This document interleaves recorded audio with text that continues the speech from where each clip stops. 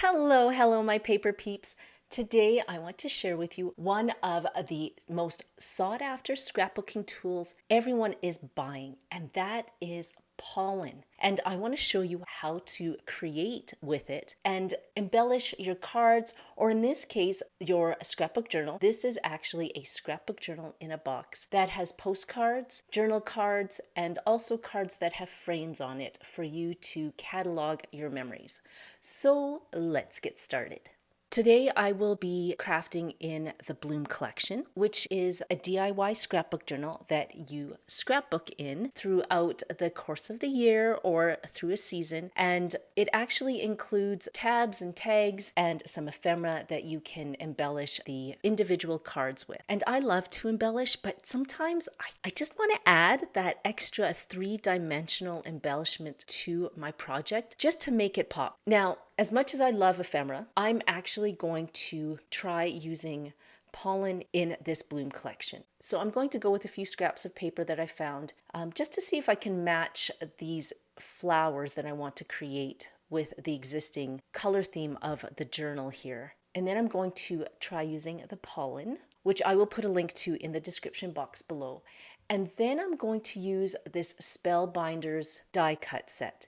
Now, you don't have to use this.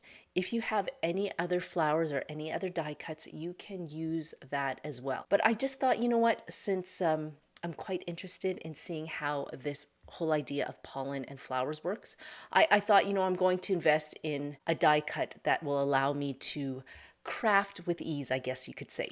So here we go. Okay, I couldn't make up my mind. I cut out a few flowers here.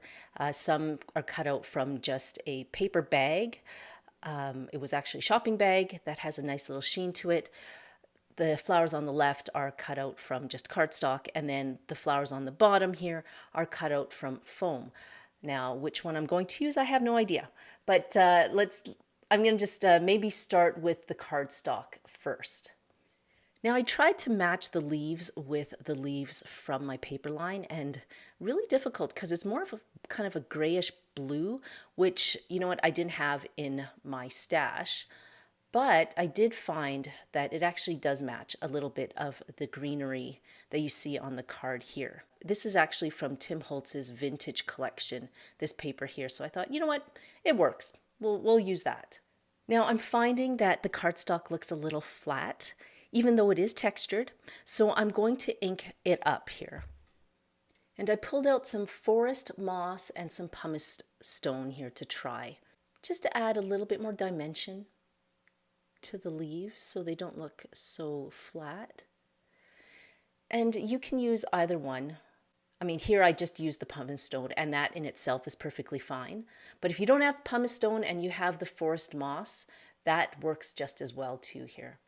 Adds just a little bit more, it just darkens the edges of the leaves a little bit more. Now this is the Spellbinders cutting die, and it's the Nasturtium flower that you see here. This is a South American trailing plant that has these round leaves.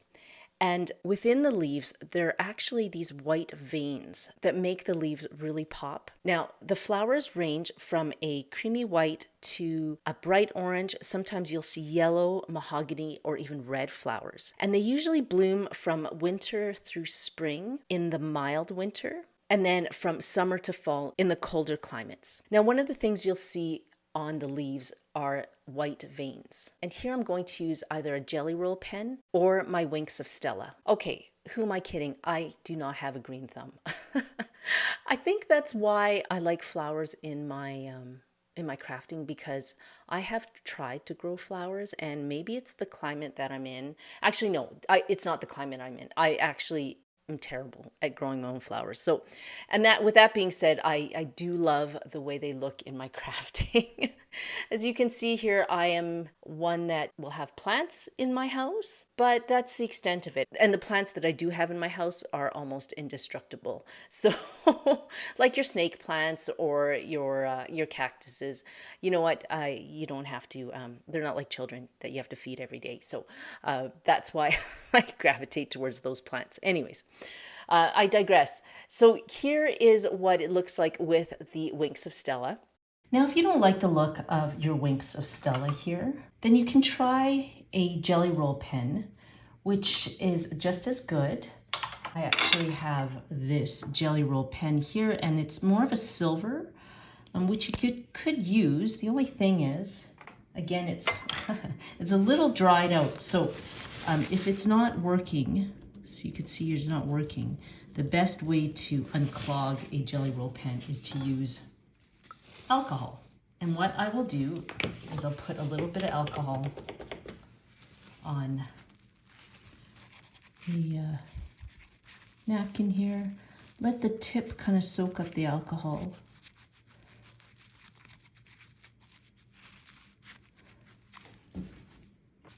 And then that should do it. As you can see, there we go. This is more of a silver. It's a thinner, kind of a thinner type of pen than your Winks of Stella, but does the same job. If you want, say, thicker kind of lines, I don't think you'd want any thicker. You can use a Posca white pen like this one here. But you can see how the lines are a lot thicker. And I just don't find that they're delicate enough for this flower. But I just thought I'd give you that option. I don't have a molding mat, but here's the next tip is you just grab a stack of napkins. They don't have to be fancy. And then you just grab your stylus tool. And what you do is, I'll move that to the side here. To get your leaves to bend, you just kind of pull in like this. And that will cause your leaves to bend inwards, like that. It just gives you that look of veins and really just accentuates the pen markings on your flowers. But if you want more veinage and more of that flower to collapse inwards, I would grab a thicker stack of napkins, just like that. And you can see there's a little bit more bend in the napkins there, and I would just pull that in like that. So you don't need a molding mat. All you really need is, you know, a stylus. This is an absolute must, is a stylus tool. But no need for molding mats, especially if you're new to this. Just a stack of napkins will do just fine. Just like that. Okay, here's the orange here, and I like it, but I just feel it's kind of bland. There's something missing. The orange in my cards here, there's a little bit more dimension and gradient in color, and so I kind of want to emulate that a little bit.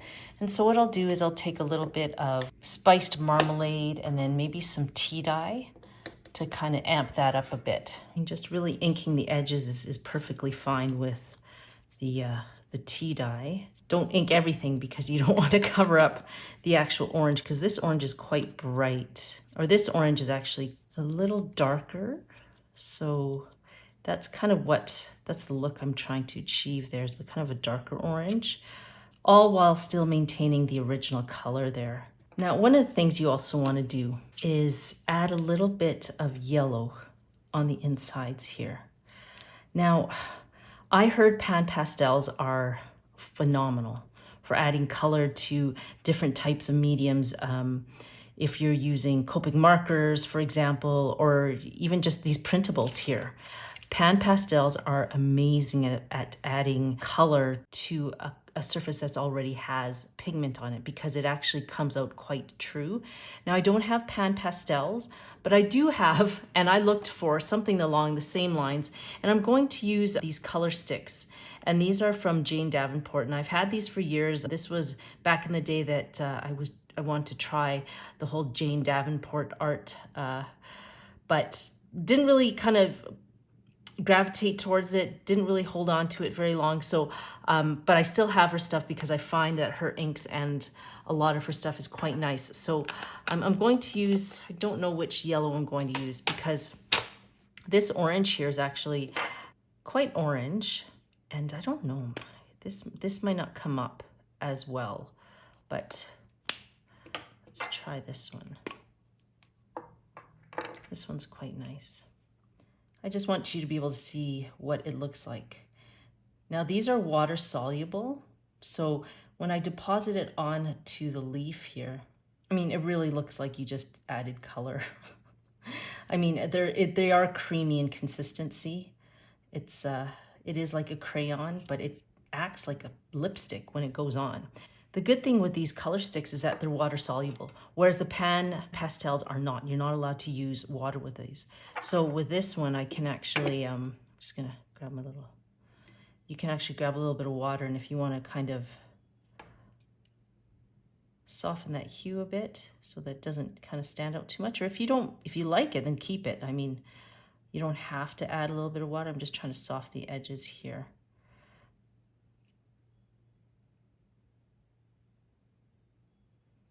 But it does the exact same thing as pan pastels.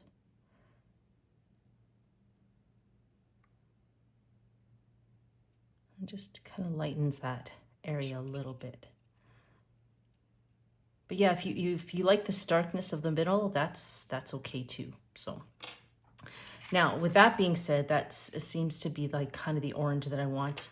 I might add a little bit more to some of the edges to darken the edges a little bit, just like that. One of the things I don't have is a mold for these beautiful flowers to actually set and sit in. And so I was thinking to myself, what am I going to use? And you can either use, if you have a candy mold or something like that for these to kind of sit in, that works. I actually have this toothbrush holder that you can set the flowers in so they can actually dry like this. Either way, you can use one of these. This is actually for my adhesive. My adhesive pens actually kind of stick in them like that, and it holds the adhesive down so that the glue kind of stays down. That's with my adhesive pens. But in this case, yeah, you can use either this or, like I said, one of these, like a candy mold or something to kind of to hold this into place. Now, what you want to do before you do any of that is you want to kind of mold all these. So what I do here is I just use my stylus, and you can create more veins in the flower just by pulling like that, either pulling inwards or going outwards, and that creates some veins to get a more natural look. I'll do that with this one here as well.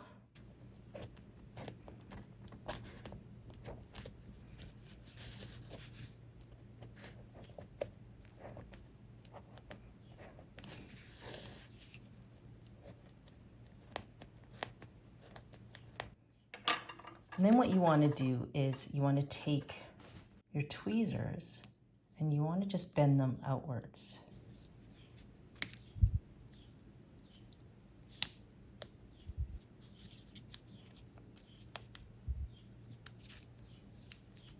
Then what I'll do is I'll take my stylus tool and I'm going to just push in the middle here. So you get the flower petals to kind of come up and bow towards the middle. And you can pretty much do this with any of your flower dies if you have them. Go ahead and use anything like that. It doesn't have to be this flower.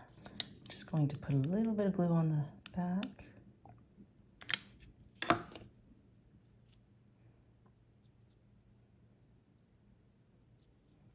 Put those together like that.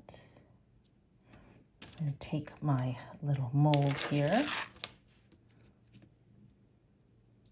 Oops. Stick that in like that.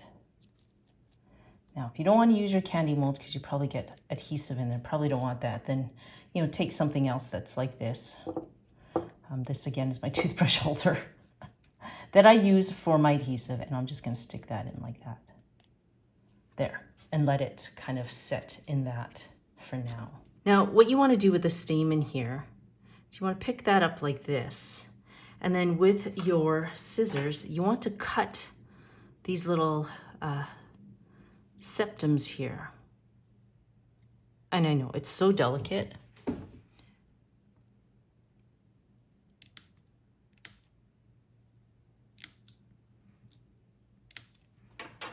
Just like that. And then go ahead and place a little bit of glue just in here.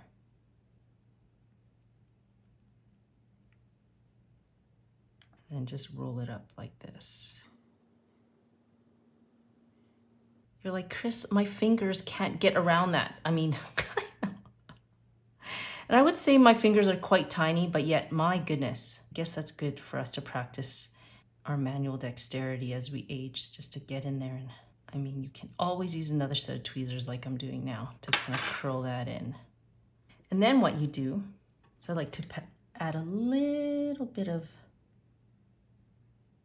glue to my waffle mat. And I'll take my pollen here and I will dip. And I'll dip the little tips of my stamen here. Make sure I just kind of dab that. Get the excess off.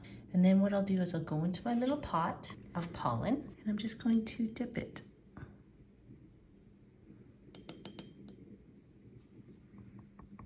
Do you see that? Isn't that beautiful? And now let it dry. I found that my flowers shifted when they were drying. There, we're gonna reshift them and try to put them into place here. But you get the gist of it. That's the way they're supposed to look here. Having them stick out like this probably isn't the best. You can kind of put them in there like this, but or put them up a little higher so that, you know, they don't hit each other.